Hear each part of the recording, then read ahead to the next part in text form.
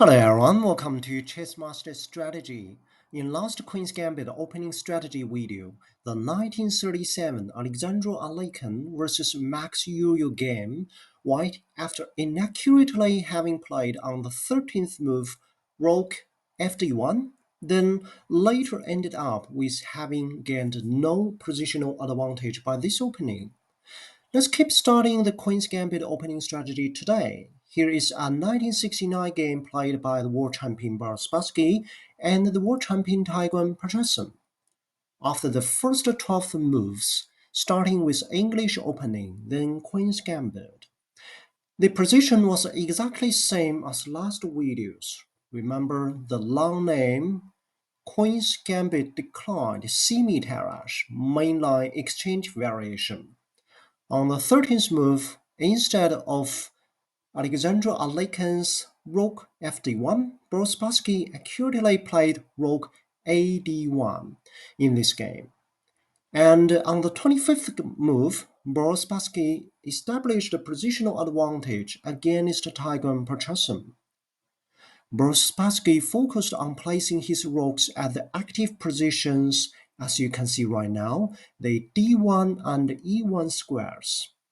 Tigran Petrosian could not figure out the way for the effective defense even after years. One of the key takeaways I'd like to highlight today is how Spassky created pressure against Petrosian by advancing d5, then d6, then d7 passing pawn with the support from d1 rook. At the same time, you might notice White's e1 rook occupying the later open file E. You will be able to see in the later video. Played a critical role to block Petrosian's f8 rook. We could also see later that Boris Spassky tried to avoid queen exchange for several times unless a positional advantage established. Remember, with or without queen makes big difference in this game. Now, let's start the game.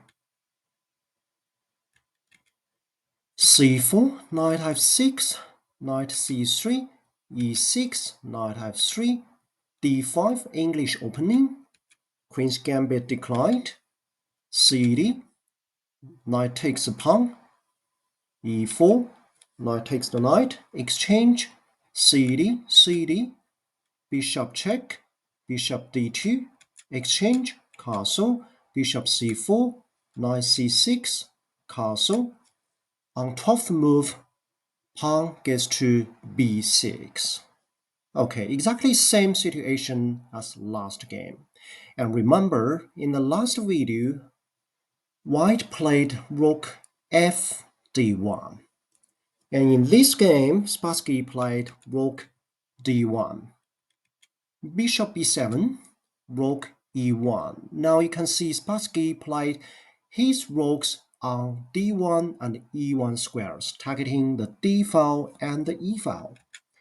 Rook c8, pawn advance, ed, bishop takes the pawn, knight gets to a5, queen moves to f4. Very accurate move.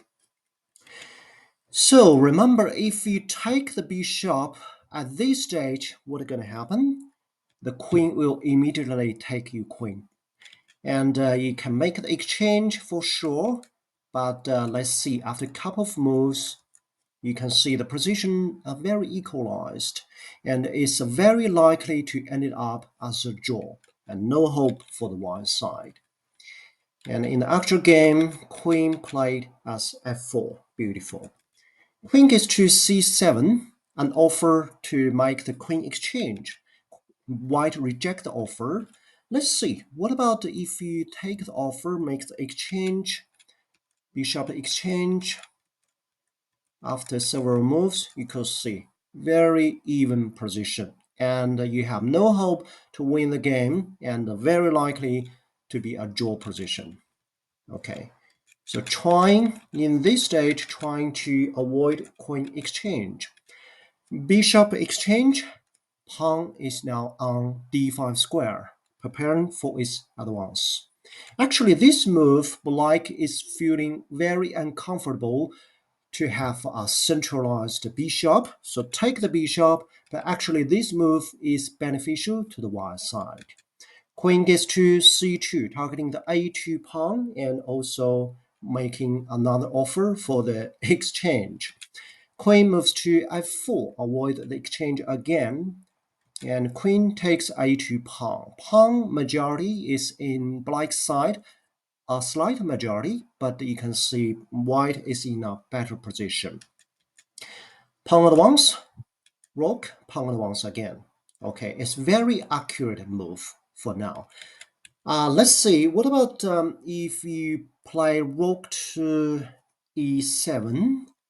It's going to be very rush, I would say, because queen will be moving to b3, targeting this unprotected rook. So you have to move your queen to protect, and queen can get to c2, rook gets back to e1.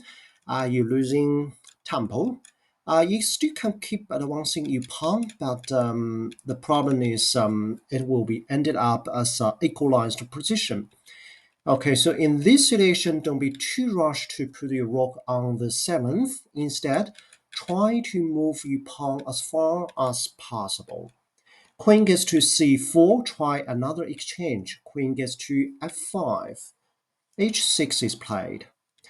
And in the next move, rook gets to c1, trying to control this open file c. For sure, queen gets to a6. Queen can also get to a2, but I would say a6 is better move for the black side. On the other hand, you could also play knight on this powerful e5 square, centralize the knight. Queen can get to c5, and we could try a couple of moves later. White is still in dominant position. Not too bad a move. And in the actual game, let's get back to the actual game. Rook c1 is played. And finally, rook is on the 7th. Now you can see white is in dominant position, and in response, black played b5. Knight gets to the center, d4. Queen gets to b6.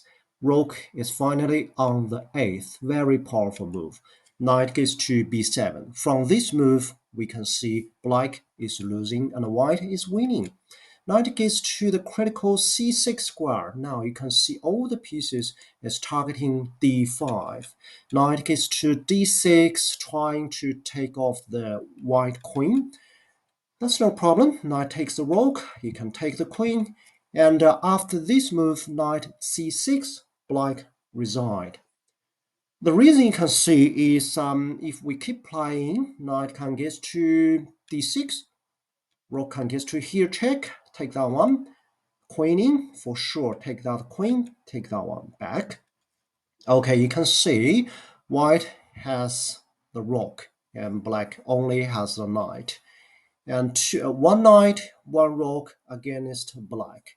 So black has no hope but resigned.